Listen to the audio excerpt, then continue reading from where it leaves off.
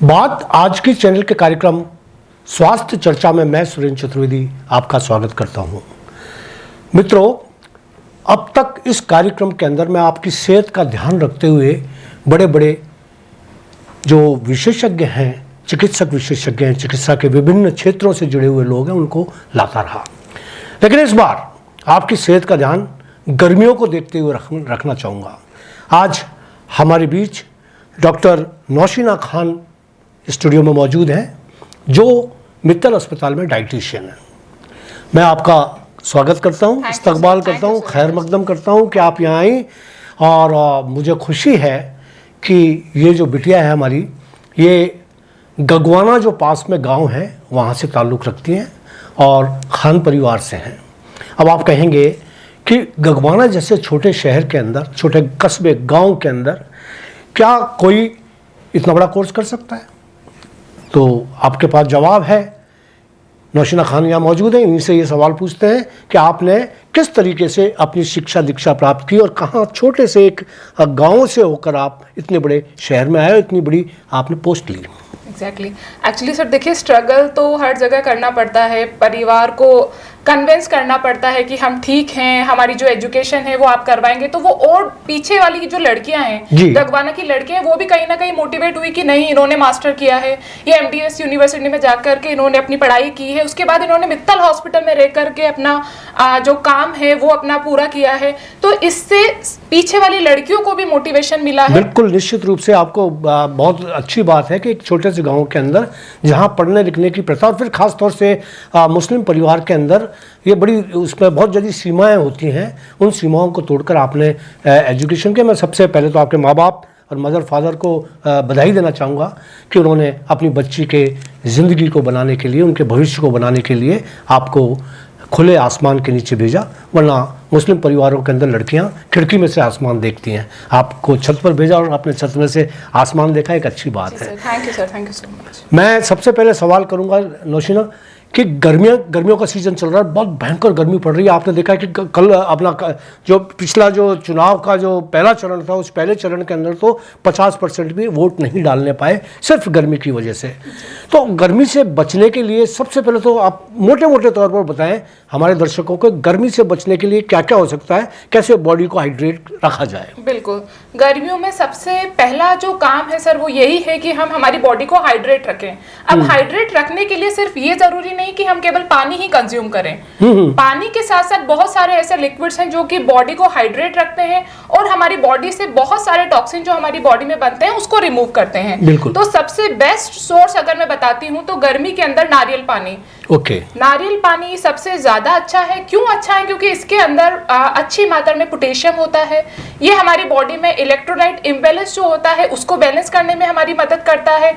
और इसके अंदर बहुत सारे ऐसे पौष्टिक तत्व होते हैं जो कि हमारी बॉडी को हमारी बॉडी से टॉक्सिन रिमूव करते हैं और हमारी बॉडी को टॉक्सिन फ्री बनाते हैं। इसलिए मैं सबसे पहले सलाह देना चाहती हूँ हमारे दर्शकों को कि अपनी डाइट में ज्यादा से ज्यादा कोकोनट वाटर अपनी बॉडी के अंदर लें, उसका कंजम्पशन अपनी बॉडी के अंदर अच्छा रखें। जी चलिए, आपने कहा नारियल पानी। अब नारियल पानी तो इतना महंगा है। अब आम आदमी की जिंदगी से अगर आप नारियल पानी का, 5 बच्चे हैं, बीवी है, बच्चे हैं, बड़ी फैमिली है, उसके अंदर नारियल पानी अगर सब बच्चों को पिलाते रहे हम दिन भर, तो मैं समझता हूँ कि सारी कमाई का 90% तो उसी में चला जाएगा। क्या दूसरा कोई उपाय हो सकता है जो गरीबों का नारियल हो? बिल्कुल, कॉस्ट को अगर देखते हुए अगर हम चाहें तो बहुत सारे ऐसे सोर्सेस हैं, जैसे कि आप चाहें तो सौंफ का पानी वो आप बना करके ले सकते हैं। जीरा वाटर आप ले सकते हैं, जीरे में बहुत अच्छी मात्रा में कैल्शियम होता है। आप चाहें तो छाछ पी सकते हैं। छाछ बहुत अच्छा होता है हमारे एब्डोमेन के लिए, हमारी बॉडी को हाइड्रेट बनाने में बहुत ज्यादा मदद करता है। और सारी चीजों से अगर परे जाकर के मैं बात करूं तो पानी का जो मात्रा है वो बहुत ज्यादा बढ़ा लीजिए, क्योंकि कई बार ऐसा होता है सर कि हम भूल जाते हैं, हम काम में इतना बिजी होते हैं, हम इतना इंडल्ज होते हैं, हमारा वर्कलोड इतना होता है कि हम पानी पीना ही भूल जाते हैं। तो हमें हमेशा अपने साथ एक वाटर बॉटल कैरी करना है, वो हमें रिमाइंड करवाए कि आपको पानी पीना है। बिल्कुल बिल्कुल, बहुत अच्छी बात बताई आपने।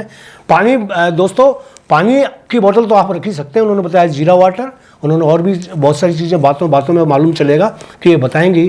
खासतौर से हम बच्चों की चिंता कर रहे हैं, बड़ों की भी अच्छी सेहत बनी रहे तो आप बच्चों और बड़ों को क्या क्या सलाह देना चाहेंगे? एग्जैक्टली आजकल क्या होता है सर कि ये एक चलन बोल सकते हैं आज की जनरेशन का, या होममेड फूड में क्या होता है आजकल, मैं अपनी फैमिली की बात करूं, बच्चे हैं, कोल्ड ड्रिंक सर्व कर दी हमने। हाँ, बिल्कुल। ये बहुत ज्यादा होता है कि भाई होममेड है, ठंडा है, पर उनके नेगेटिव इफेक्ट क्या क्या हो सकते हैं वो उन्हें नहीं पता है। जी जी।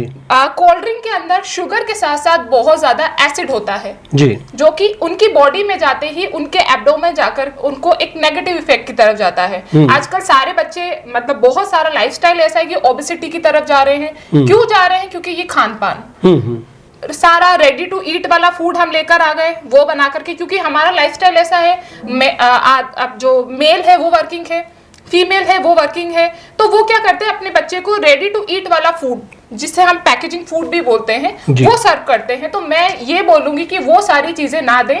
आप बच्चे को, आप चाहें तो होममेड जूसेस, जो कि फ्रेश जूसेस जो होते हैं, वेजिटेबल जूसेस आप दे सकते हैं, आप फ्रेश फ्रूट जूसेस आप दे सकते हैं। तो आप कोल्ड ड्रिंक्स या ऐसी चीजों से बचें और उनको अच्छे फ्रेश हाई फाइबर फूड्स उनको प्रोवाइड करवाएं। जी, जैसे मैं बताऊं आपको कि नींबू इन दिनों में प्रचलन में है, बिल्कुल। तो क्या नींबू पानी ठीक रहेगा इसके लिए? बिल्कुल बिल्कुल। लेमन में बहुत अच्छी मात्रा में विटामिन सी होता है। जी, विटामिन सी होता है जो कि हमारी स्किन के लिए, हमारे हेयर के लिए बहुत अच्छा होता है। तो आप चाहें तो लेमन वाटर को चीनी ना डाल के आप सॉल्टी वाला बना सकते हैं, अगर अपने को ऐसा लग रहा है। थोड़ा सा आप चाहें तो नमक और चीनी डाल करके, ताकि उसमें इलेक्ट्रोलाइट्स भी उनके अंदर जाए, तो वो बना करके आप अपने बच्चे को दे सकते हैं। अब एक चीज इन दिनों में कैरी बड़ी प्रचलन में है। जी। तो कैरी पानी, कैरी का पन्ना, या हमारे गाँव के अंदर, हमारे शहरों के अंदर मोस्टली कैरी का उपयोग होता है, तो इसके लिए आप क्या कहना चाहेंगे? जी, केरी पन्ना हम बचपन से सुनते आए हैं सर, हमारी दादी नानी सब लोग केरी पन्ना बना करके हमें रखती थी, क्योंकि ये लू से बचाता है। बिल्कुल। जिसे हम बोलते हैं कि भाई ताप या जो भी है, तो हम बाहर से आते हैं, हम क्या करते हैं, बाहर से आए, हमने फ्रिज खोला या ठंडा पानी हमने पी लिया। तो एक तो ये ध्यान रखना है, केरी पानी के अंदर बहुत अच्छी मात्रा में विटामिन ए होता है, विटामिन ई होता है, विटामिन सी होता है, तो ये पौष्टिक तत्वों से भरा हुआ होता है। तो आप चाहें तो केरी का पानी ठंडा करके वो अपनी बॉडी के अंदर ले सकते हैं, ताकि वो हमारी बॉडी में जो हीट बन रहा है गर्मी के अंदर, वो उसको शांत करने का काम करता है। बिल्कुल बिल्कुल। अच्छा, विटामिन बी एंड डी, इसकी कमी मोस्टली हिंदुस्तान के अंदर सब लोगों को मिलती है, उसकी क्या वजह है? एग्जैक्टली सर, विटामिन डी ये है कि आप बहुत सारे ऐसे लोग होते हैं जो कि नॉन वेजिटेरियन नहीं होते हैं, हम लोग जो होते हैं, और कई बार ऐसा होता है सर कि हम खान पान में दूध का सेवन नहीं करते हैं। हम बेसिकली सर इंडियंस का ये होता है कि हम चाय की तरफ ज्यादा जाते हैं, हम टी लवर होते हैं, लेकिन उसमें कैफीन होता है जो कि कहीं ना कहीं हमारी बॉडी के लिए हार्मफुल होता है। तो इसके लिए मैं यही सलाह दूंगी कि आप दूध और दूध का सेवन करें, आप ड्राई फ्रूट्स अपनी अच्छे से बॉडी के अंदर आप लें, ताकि आपकी बॉडी के अंदर विटामिन डी जाए, आपकी बॉडी को अच्छा प्रोटीन मिले। आप फ्रेश फ्रूट्स, फ्रेश जूसेस आप अपना सेवन करें। आप चाहें तो सूप्स आप लें, ज्यादा से ज्यादा आप सैलेड का कंजम्पशन करें, क्योंकि सैलेड में क्या होता है, खीरा है, टमाटर है, गाजर है, इनके अंदर विटामिन ए होता है, इनके अंदर प्रचुर मात्रा में विटामिन ई होता है, जो कि आपकी बॉडी के लिए अच्छा होता है। जी, ये मुझे ये बताइएगा कि क्या रात्रि का भोजन और दोपहर का भोजन और सुबह का नाश्ता, इन तीन चीज़ों में जनरल क्या क्या लेना चाहिए? एक्चुअली सर हम लोगों में क्या होता है, हम लोगों को ऐसा लगता है कि डिनर सबसे ज्यादा हैवी मील होना चाहिए, क्योंकि इंडियन फैमिली में ये होता है कि रात को सब लोग साथ में आए तो हम ये सोचते हैं कि अच्छा बनाएं, कुछ अच्छा खाएं। और ब्रेकफास्ट में जितने भी पेशेंट देखती हूँ वो बोलते हैं हम तो ब्रेकफास्ट करते नहीं है, हमारी तो फैमिली में ये, जबकि ये बहुत ज्यादा गलत है। 8 घंटे का मील गैप आपका हो रहा है रात को सोने और खाने के बीच में, मॉर्निंग में, तो ब्रेकफास्ट मस्ट है। नाश्ता, जैसे बड़े बुजुर्ग भी बोलते आए हैं कि राजा की तरह हमें बिल्कुल नाश्ता करना चाहिए, मतलब कि हमारी बॉडी के अंदर प्रोटीन अच्छी मात्रा में होना चाहिए, ताकि हमारी बॉडी जो है, जो भी उसकी रोग प्रतिरोधक क्षमता है वो कम हो जाती है जी। तो वो हम रोगों से लड़ने में हमारी मदद करती है। इसलिए हमें ब्रेकफास्ट बहुत अच्छे से करना है, जिसमें आप प्रोटीन डाइट यूज में ले सकते हैं, जैसे कि आप स्प्राउट्स ले सकते हैं, आप पनीर पराठा ले सकते हैं, आप स्टफ पनीर रोटी ले सकते हैं, ऐसी चीजें। तो और उसके बाद हम बात करते हैं लंच की जी। तो लंच हमेशा डिनर से कम होना चाहिए, डिनर से ज्यादा होना चाहिए। लंच में आप चपाती, सैलड, सब्जी, दाल, ये सारी चीजें लें, और डिनर हमें बिल्कुल लाइट करना है। ओके। डिनर लाइट क्यों करना है ये भी मैं आपको बता देती हूँ, क्योंकि शाम को हमें इतनी ज्यादा कैलोरी या एनर्जी की जरूरत नहीं होती है। हमारा एब्डोमेन जो है वो स्लो हो जाता है। दोपहर की या सुबह की हम बात करें तो वहां हम एक्टिव मोड पे होते हैं जी। तो इवनिंग में हमें हल्का खाना खाना चाहिए, लाइक खिचड़ी हमने ली या दलिया हमने लिया, दाल वाटर या सूप्स, इस तरह की चीजें जो कि इजीली डाइजेस्ट हो जाए हमारी बॉडी में जाते ही। एक चीज़ है कि हमारे हिंदुस्तान के अंदर और ख़ास तौर से राजस्थान के अंदर, जो राजस्थान बहुत गर्म प्रदेश है, यहाँ गर्मियाँ बहुत तेज़ पड़ती हैं, सर्दियाँ भी पड़ती हैं, रेगिस्तान है यहाँ का, तो यहाँ जो मसाले हैं, जो हमारी रसोई है, उस रसोई में कितनी सावधानियाँ हमें रखनी चाहिए? कौन कौन से मसाले ऐसे हैं जो कि एंटीबायोटिक हैं और कौन से मसाले ऐसे हैं जिनका उपयोग हमें कम करना चाहिए? जी, हालांकि ये बिल्कुल अलग से हटकर प्रश्न है। जी जी जी एक्चुअली सर देखिए, हम जैसे स्वाद के राजस्थानी लोग जो हैं उनको स्वाद बहुत अच्छा लगता है, तो हम क्या करते हैं, बहुत सारी चीजों में गरम मसाले डाल देते हैं। हाँ जी। तो सर उस चीज का मौसम के साथ इनका तालमेल होना चाहिए, बहुत अच्छी बात तो क्या होता है, अब हमें पता है कि गरम मसाले जो हैं वो गर्मियों में अगर हम कंज्यूम कर रहे हैं हमारी बॉडी में तो वो नेगेटिव इफेक्ट करते हैं। नहीं, लेकिन कहते हैं कि जहर से जहर काटता है, गर्मी को गर्मी काटती है। हाँ। तो मसाले गर्म खाने से कहीं ऐसा तो है कि एक्चुअली सर गरम चीजें जो होती है लाइक मिर्च, मसाला, तेल, ये क्यों रिस्ट्रिक्ट करते हैं, क्योंकि ये एसिडिटी क्रिएट करते हैं हमारी बॉडी में जाके। इसीलिए हम ये बोलते हैं कि मिर्च मसाला कम खाइए, ऑयल का कंजम्पशन कम रखिए, क्योंकि क्या होता है गर्मी के अंदर हमारा डाइजेस्टिव सिस्टम स्लो हो जाता है। तो हमें ये सारी चीजें ध्यान रखनी चाहिए कि जो भी हम हर्ब या जो भी हम मसाले जो हम ले रहे हैं, यूज में ले रहे हैं, उनका प्रॉपर्टी जिन्हें बोलते हैं उनका तासीर कैसा है, तो उनको ध्यान में रख के उन सारी चीजों को बैलेंस करके हमें हमारा जो मील पैटर्न है या फूड है, हमें उस तरह से हमारी मील प्लानिंग होनी चाहिए। ठीक है। सब्जियों के अंदर आप क्या सजेस्ट करेंगे कि हमारे राजस्थान के अंदर सब्जियां दो तरह, अब सब्जियां तो महंगी हो गई हैं, इतनी महंगी हो गई हैं कि आदमी के पास ना दाल खाने के लिए है। अब पहले कहते थे दाल रोटी खाओ, प्रभु का गुण गाओ, अब तो दाल रोटी भी बड़ी मुश्किल से मिल रही है। सब्जियां बहुत महंगी हो गई हैं, महंगाई इस लेवल पे हो गई है।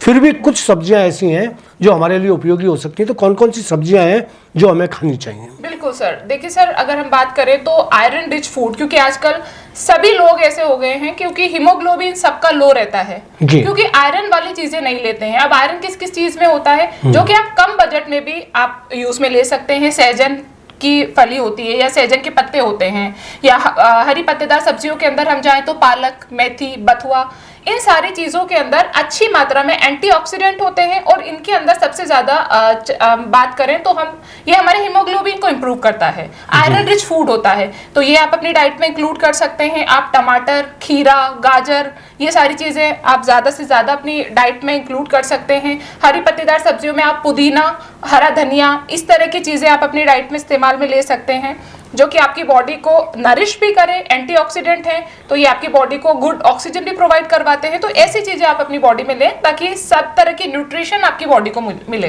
बिल्कुल।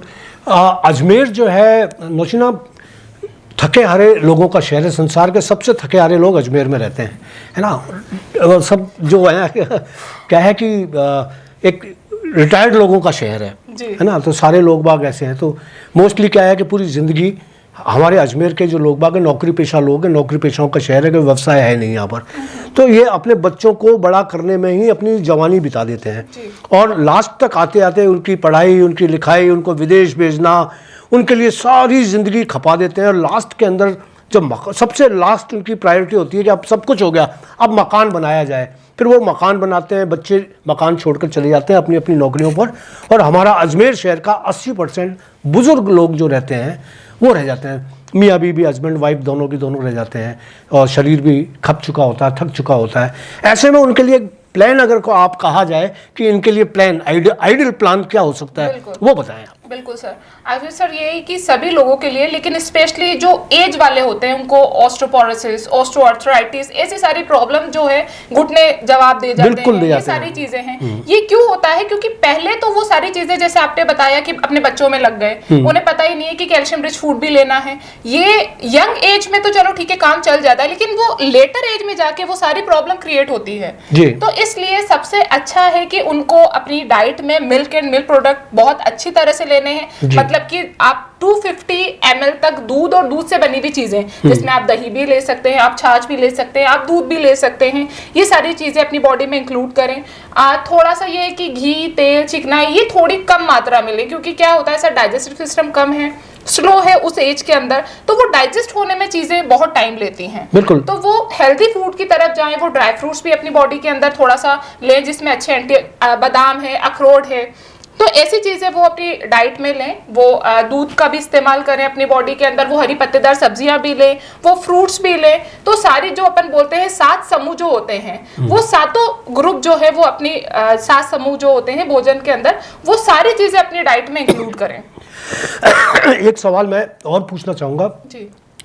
बेटा, मुझे ये बताओ आप कि गर्मियों के अंदर मोस्टली जो होते हैं लोग बाग देर रात में खाना खाते हैं, 11 बजे 12 बजे खाना खाएंगे, और मोस्टली ऐसे भी लोग बाग हैं जो ड्रिंक्स भी लेते हैं, ड्रिंक्स लेने के बाद में फिर खाते हैं, या लेट अपनी नौकरियों से लेट आते हैं फिर लोग खाते हैं। तो रात में देर खाने से क्या नुकसान होता है? अगर देर आकर आपको खाना पड़े तो कौन सा खाना ठीक रहेगा? बिल्कुल, रात को देर से खाना नहीं खाने का एक रीजन ये है क्योंकि देर रात के अंदर हमारा मेटाबॉलिज्म जो होता है वो स्लो हो जाता है।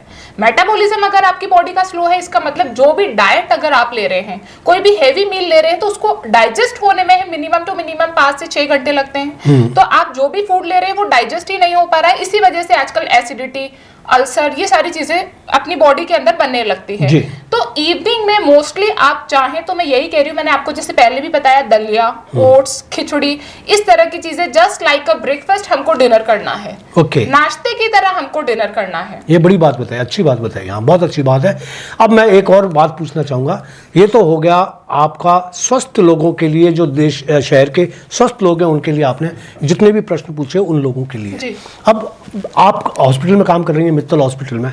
अब मुझे ये बताइए कि मित्तल हॉस्पिटल में तो स्वस्थ लोग रहते ही नहीं, तो बीमार लोग रहते हैं। तो बीमार लोगों के लिए आप किस तरीके से डिजाइन करती हैं, और कैसे कैसे बीमारी में कौन कौन से रोगों के अंदर क्या क्या आप सजेस्ट करती हैं? बिल्कुल सर, सबसे पहले मैं बात करती हूँ डायबिटीज की, क्योंकि सबसे ज्यादा जो प्रॉब्लम है, मैं ये बच्चों से लेकर के मेरे पास जितने भी पेशेंट आते हैं, यंग एज के हैं, छोटे बच्चे हैं जिनको डायबिटीज टाइप 2 डायबिटीज का प्रॉब्लम रहता है। उसके बाद हम बात करते हैं लेटर एज में चले जाएं तो उसके अंदर भी डायबिटीज एक कॉमन बीमारी हम मान सकते हैं जी। तो इसके अंदर क्या होता है, अब ये है कि सर डायबिटीज में हमें क्रेविंग होती है मीठे की, बिल्कुल है ना, तो वो क्या करते हैं, हम लोग मीठे की तरफ जाते हैं। तो हमें ऐसा फूड, डायबिटिक पेशेंट को ऐसा फूड लेना चाहिए जिनका जीआई, जिसे हम बोलते हैं ग्लाइसेमिक इंडेक्स, लो हो। ओके, जैसे तो जैसे कि आप फ्रूट की बात करें तो फ्रूट्स में बहुत सारे आते हैं कि हम आम खा सकते हैं, कि हम केला खा सकते हैं, कि हम स्ट्रॉबेरी खा सकते हैं। तो हमें उस तरह का फूड चूज करना है जिसका ग्लाइसेमिक इंडेक्स कम हो। वो कैसे मालूम चलेगा? मैं बताती हूँ। पपीता है वो आप ले सकते हैं, जामुन है, अमरूद है, जो फीके फ्रूट्स जिन्हें हम बोलते हैं, जो जूसी ना हो, वो उस तरह के फ्रूट्स आपने कंज्यूम करने हैं। अभी की जो लेटेस्ट स्टडी है उसमें आम भी आप ले सकते हैं, लेकिन सर वही, क्योंकि वो सीजन में ही होता है और हम सब आम प्रेमी बहुत ज्यादा होते हैं, बहुत ज्यादा। लेकिन लिमिटेड अमाउंट में अगर आप कोई चीज ले रहे हैं तो वो जाकर के आपको कोई भी हार्म नहीं करेगी। अगर आप उस चीज के बियॉन्ड जाकर के उसमें एक्स्ट्रा अगर चीजें ले रहे हैं तो वो नहीं करना है। कोई डायबिटिक पेशेंट है, अगर वो मैंगो खाना चाहता है तो वो 1 स्लाइस पूरे दिन भर में कंज्यूम कर सकता है। मैंगो के बाद में अगर मैं बात करती हूँ तो एप्पल ले सकते हैं, पपाया ले सकते हैं, गुआवा ले सकते हैं, जामुन ले सकते हैं, कीवी ले सकते हैं, ऑरेंजेस भी वो कुछ मात्रा में या कुछ कम हद तक ले सकते हैं। जो डायबिटिक पेशेंट है वो 200 ग्राम्स तक फ्रूट अपनी डेली डाइट में कंज्यूम कर सकते हैं। ओके, बाकी रोग? उसके बाद हम आते हैं किडनी। ओके। तो किडनी के अंदर क्या होता है, क्रिएटिनिन, अगर प्रोटीन इंटेक बहुत ज्यादा है बॉडी के अंदर तो वो क्या करता है, धीरे धीरे हमारी किडनी को डैमेज करता है। तो जो किडनी पेशेंट हैं, जो रीनल फेलियर पेशेंट हैं, अक्यूट किडनी डिजीज है या बहुत टाइम से किडनी का प्रॉब्लम हो रहा है, उनको बहुत सारी चीजों का ध्यान रखना है। सबसे पहले प्रोटीन। तो प्रोटीन जो है वो लिमिटेड अमाउंट में लेना है। ऐसा नहीं, बहुत सारे लोग ऐसा होते हैं कि हम प्रोटीन नील कर दें। अब देखिए, अब आपने कहा प्रोटीन, ये तो डॉक्टर की भाषा हो गई। मेरे जो लोग बाग हैं उनको बताइए कि प्रोटीन दालों में होता है, किस किस चीजों में होता है। तो प्रोटीन अगर हम वेज सोर्सेज में जाए तो प्रोटीन होता है दालों में, सोयाबीन में, राजमा, छोला, चना, ये सब रिचेस्ट सोर्स ऑफ प्रोटीन है। मूंग हुआ, ये सारी चीजें प्रोटीन वाली हैं। तो उसके साथ साथ प्रोटीन के साथ साथ उनको ध्यान रखना है अपने पोटेशियम का, अपने सोडियम का। अब जैसे कि आपने बताया पोटेशियम सोडियम होता किसमें है, वो सबको नहीं पता होता है। पोटेशियम जो है वो सबसे ज्यादा होता है फ्रूट्स में, हरी पत्तेदार सब्जियों के अंदर पोटेशियम सबसे ज्यादा होता है। जैसे पालक है, मेथी है, बथुआ है। तो ये सारी चीजें रिस्ट्रिक्ट करनी होती है एक किडनी पेशेंट के लिए। जी। उसके बाद बात करती हूँ मैं सॉल्ट की। तो सॉल्ट का भी ध्यान रखना होता है। किडनी पेशेंट को इलेक्ट्रोलाइट इम्बैलेंस होता है, सोडियम बहुत कम हो जाता है, सोडियम बहुत ज्यादा हो जाता है। तो लिमिटेड अमाउंट के अंदर ही आपको सॉल्ट वाली चीजें जो है वो लेनी होती है जी। उसके बाद हम बात करते हैं कार्डियक पेशेंट की। जैसे कि हमने डायबिटीज बता दिया है, किडनी बता दिया है। अब कार्डियक पेशेंट को फैटी फूड नहीं लेना है, घी तेल चिकनाई से दूर रहना है। कोई भी ज्यादा मिठाइयाँ जो डीप फ्राई चीजें होती है वो सब नहीं लेनी होती है। बहुत सारे लोगों का ऐसा होता है कि हम घी खा सकते हैं, हम तेल खा सकते हैं। घी भी जो कार्डियक पेशेंट होते हैं वो ले सकते हैं, लेकिन लिमिटेड अमाउंट, लिमिटेड जी। जहां पर मैं सजेस्ट करती हूँ कि भाई 20 ग्राम तक, 15 से 20 ग्राम तक आप ले सकते हैं। उसमें आप देशी गाय का घी भी आप इंक्लूड कर सकते हैं, जो कि अच्छा होता है।